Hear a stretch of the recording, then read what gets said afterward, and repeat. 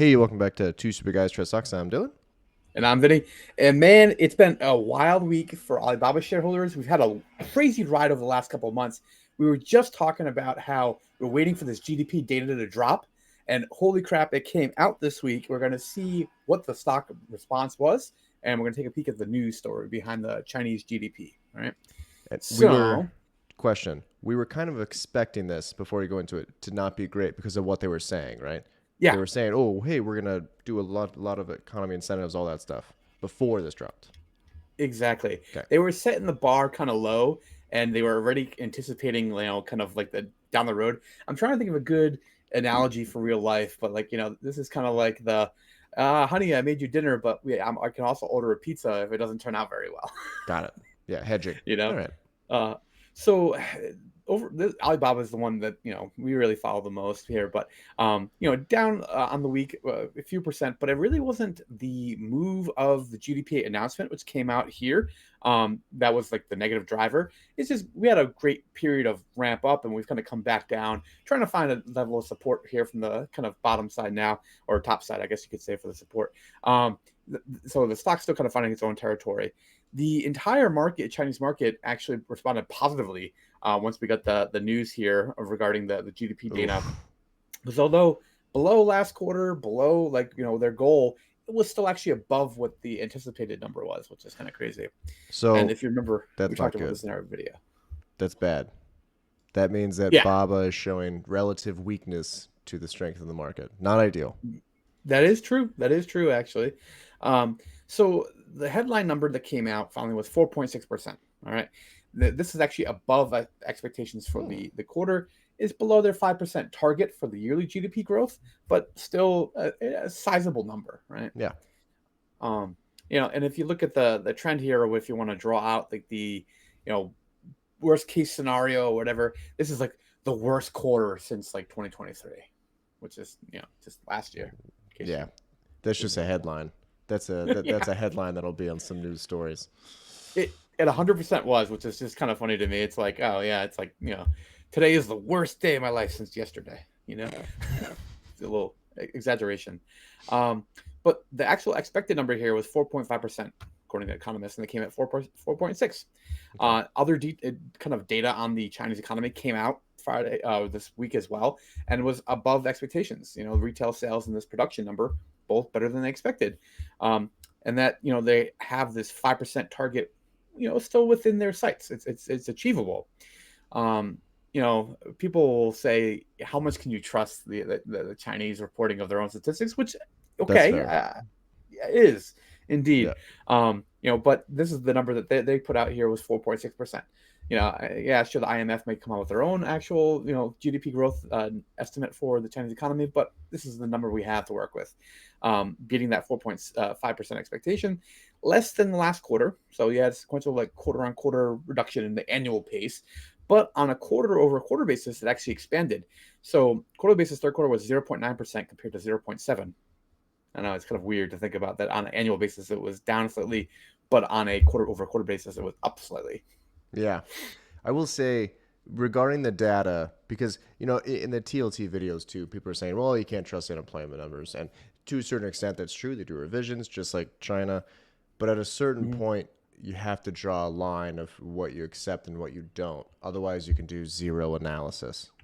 Yeah, You have to, I get it, it's iffy, and that is a fair argument.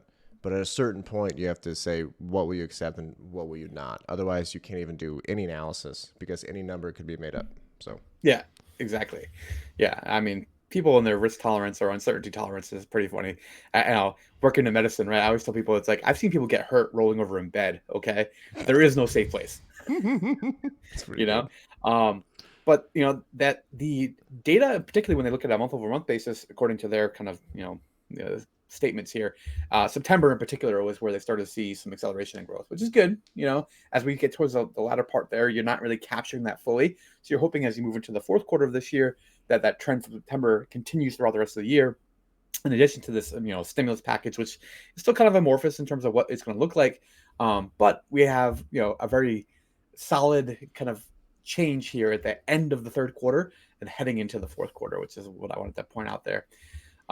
This is like I was saying, the other data came out better than expected. That since real GDP expanded 4.8% the first 3 quarters of the year, the full year GDP target growth of around 5% was within reach, which is definitely interesting.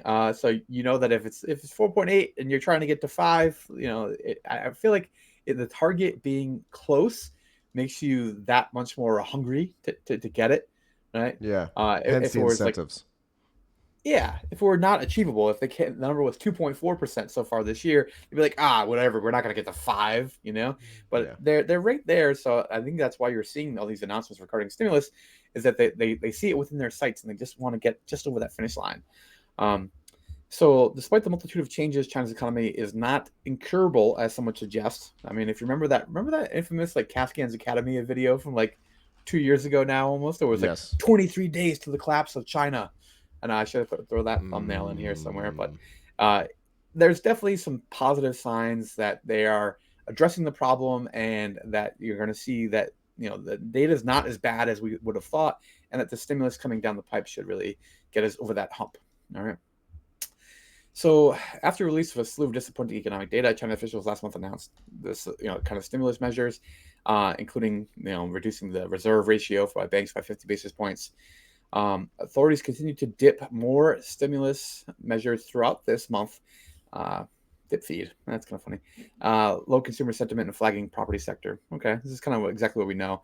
And that the central government has room to increase debt and deficit without giving any details on the size of the package. So we still don't really know, which is kind of the frustrating part with this, is that I'm not sure if they're still trying to figure out which way they want to stimulate most effectively. They've done some initial moves, but they haven't really kind of let the floodgates go. Like, this isn't full J-Pow and the money printer status yet, right. but we'll see. So, and then the actual indexes were up on Friday after this data release, so it was positive. The markets reacted positively, including Alibaba, not quite as much as the overall index, but Right. still up.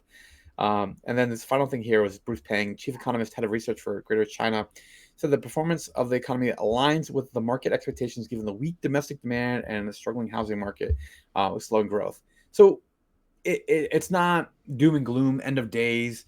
Certainly a slowdown that's below their pace, and the government's still working on their stimulus efforts. But I think ultimately, the fact that they're kind of moving here, where you have barely below target kind of GDP growth, I think is a really positive sign for us Alibaba shareholders and other Chinese equity investors, is that they're paying attention to the problem early. They're trying to address it before it gets out of hand, right? Yeah.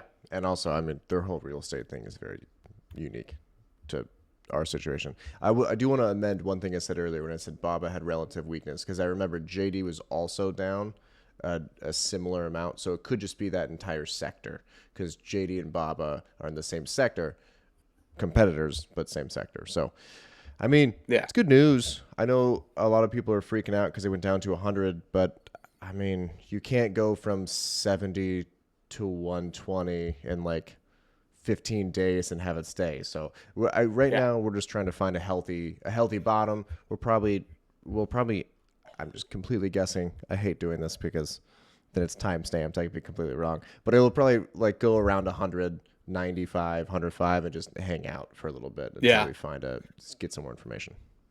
That's exactly what I was thinking. I was thinking, I think we're going to see a real battle here at 100. Yeah. Is what I think is going to happen. And Alibaba, don't forget, they're still doing their share buybacks, so they're Yeah. still getting more valuation out of that, I guess. All right, guys. Let us know what you think. Catch you next one.